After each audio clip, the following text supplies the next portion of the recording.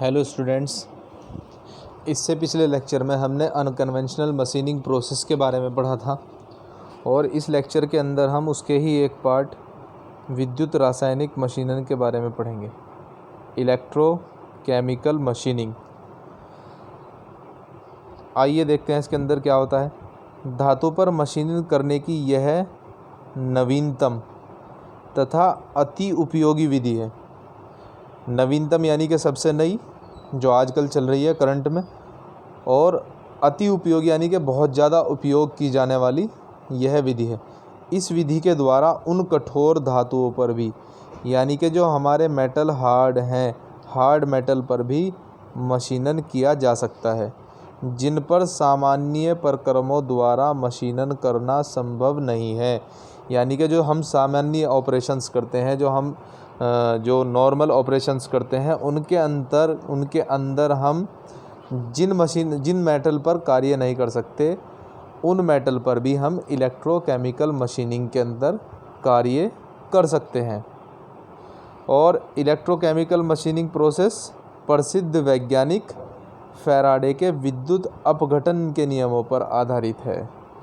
इस मशीनन में मुख्य रूप से निम्न चीज़ें यूज़ की जाती हैं। नंबर 1 अगर हम बात करें तो डीसी विद्युत हम इसके अंदर यूज़ करते हैं। नंबर 2 की बात करें तो हम इसके अंदर 2 इलेक्ट्रोड्स यूज़ करते हैं, 2 इलेक्ट्रोड्स यूज़ होते हैं। नंबर 3 इलेक्ट्रोलाइट द्रव जो है वो इसके अंदर यूज़ करते हैं। नंबर 4 इलेक्ट्रोलाइटिक सेल इसके अंदर हम यूज़ करते हैं।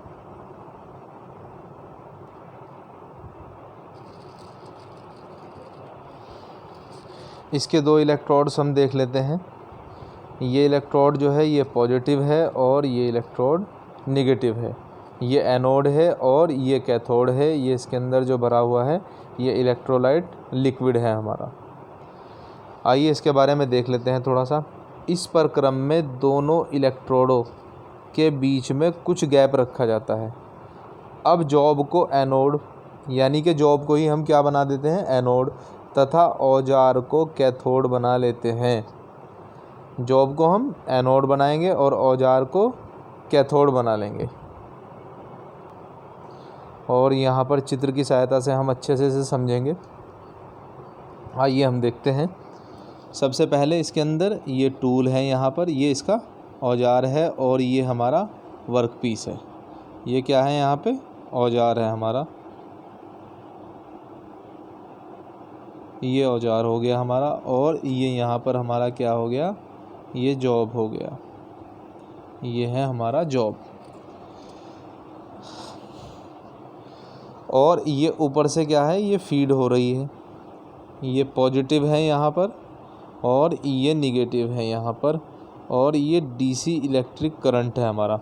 और ये जो इसके अंदर जो हमारा टैंक है, टैंक के अंदर ये इलेक्ट्रोलाइट भरा हुआ है। तो यहाँ से हम फीड देते हैं औजार को, हम ये फीड दे रहे हैं यहाँ से। और ये जॉब पे हमारे यहाँ पे मटेरियल रिमूव हो रहा है। तो इस तरीके से हमारा ये इसका वर्किंग देख लेते हैं हम, इसकी क्रियाविधि। यह प्रक्रम विद्युत अपघटन के सिद्धांत पर कार्य करता है। कौन से सिद्धांत पर कार्य करता है? विद्युत अपघटन के सिद्धांत पर कार्य करता है, जिसमें ऊष्मा के स्रोत के लिए एक डीसी बैटरी का प्रयोग किया जाता है। औजार को कैथोड तथा जॉब को एनोड से जोड़ देते हैं। जैसे ही विद्युत प्रवाहित की जाती है तो इलेक्ट्रॉन एनोड से कैथोड की ओर चलना प्रारंभ कर देते हैं और साथ साथ जॉब की धातु भी कैथोड औजार की ओर चलना प्रारंभ कर देती है। इस प्रकार छोटे छोटे कणों के रूप में धातु का क्षय होना आरंभ हो जाता है, यानी कि धातु टूटनी शुरू हो जाती है, जैसे कि चित्र में दिखाया गया है। और इस प्रक्रम के अंदर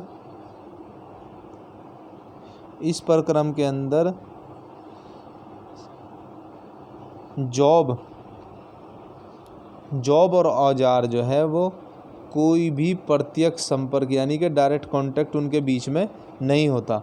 और जब डायरेक्ट कांटेक्ट नहीं होता तो इसी कारण से जो औजार है वो क्षय भी नहीं होता, यानी कि वो हमारा औजार जो है वो उसकी क्षति भी नहीं होती है।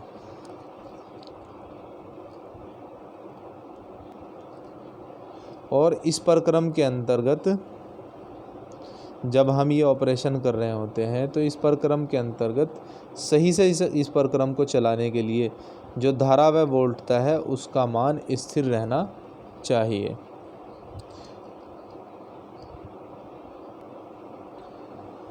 इलेक्ट्रोकेमिकल मशीनिंग के एडवांटेजेस हम देख लेते हैं। नंबर 1 की अगर हम बात करें तो इसमें औजार का क्षय नहीं होता, जिससे कि औजार की आयु अधिक होती है। नंबर 2, इसमें धातु का स्थानांतरण यानी कि ट्रांसफ़र की जो दर है वो अधिक होती है। नंबर 3, इसके द्वारा जटिल आकृति के जॉब भी बनाए जा सकते हैं। जो जटिल आकृति हैं, जो सामान्य आकृति हैं तो किसी भी मशीन पे बना सकते हैं, लेकिन इलेक्ट्रोकेमिकल मशीनिंग प्रोसेस के अंदर हम जटिल आकृतियों को भी बना सकते हैं। नंबर 4, इससे प्राप्त सतह पर अलग से सतह परिष्करण यानी कि सरफेस फिनिशिंग की आवश्यकता नहीं होती है, जबकि हम और मशीनों पे जो वर्क करते हैं उन पे सरफेस फिनिशिंग की ज़रूरत अक्सर पड़ती है। नंबर 5 की हम बात करेंगे तो इस प्रोसेस के अंदर लगभग 0.05 mm तक के टॉलरेंस प्राप्त होते हैं। इसकी हानियाँ भी देख लेते हैं, ये हानियाँ देख लेते हैं, इसके डिसएडवांटेजेस इस प्रक्रम में निम्नलिखित हानियाँ हैं। नंबर 1, इसमें समय अधिक लगता है। इसमें समय तो अधिक लगना ही है, क्योंकि हम देख रहे हैं कि हमारा जो जॉब है वो टूल के डायरेक्ट कांटेक्ट में नहीं आ रहा है, तो इसलिए समय तो अधिक लगेगा ही। नंबर 2, यह महंगी विधि ये महंगी है। हम जो और अदर मशीनिंग प्रोसेस यूज़ करते हैं वो सस्ते होते हैं और ये महंगी विधि होती है। नंबर 3, अधिक बड़े आकार के कार्यखंडों पर कार्य करना सरल नहीं है। नंबर 4, इसमें अधिक ऊष्मा स्रोत यानी कि हीट के सोर्स की आवश्यकता पड़ती है। नंबर 5, इस प्रक्रम में किनारों पर अच्छे परिणाम प्राप्त नहीं होते हैं। नंबर 6, इसमें आवश्यक जॉब की आकृति के अनुसार आकार देना पड़ता है, जो कि अत्यंत जटिल कार्य है। तो ये था आज का हमारा टॉपिक इलेक्ट्रोकेमिकल मशीनिंग।